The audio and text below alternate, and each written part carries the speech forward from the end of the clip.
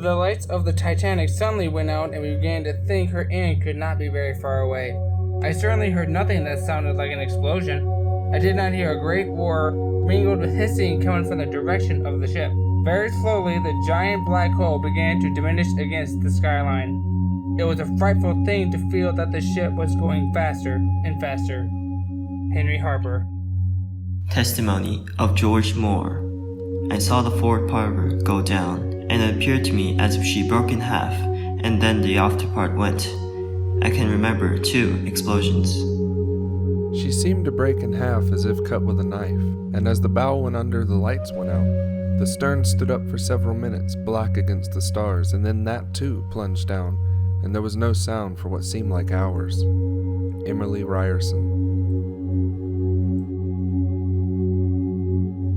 Testimony of Greaser Thomas Ranger. The forward end of the ship went underneath and seemed to break off, and the after part came back on a level keel. The after part slowly turned up and went down steadily. You could see the 3 propellers in the air. Testimony of Marion Thayer. The after part of the ship then reared into air with the stern upwards until it assumed an almost vertical position.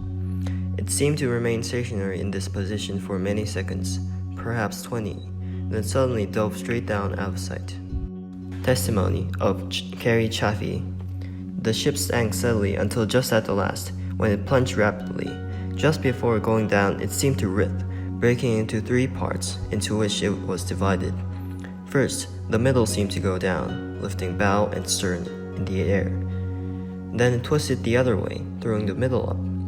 Finally, the bow went under, and it plunged, stern last. When we had rowed about 150 yards from the Titanic, we heard a fearful explosion. I saw the ship split open. At the same time, the ship's bow rose up in the air as the steamer sank towards the center. We expected to be sucked into the ocean in the wake of the Titanic, and I closed my eyes. I waited and waited. Finally, I opened my eyes, and the Titanic was gone.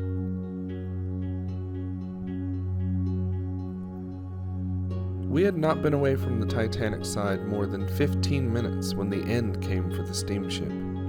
From the way she sank, I feel positive she was practically broken in 2.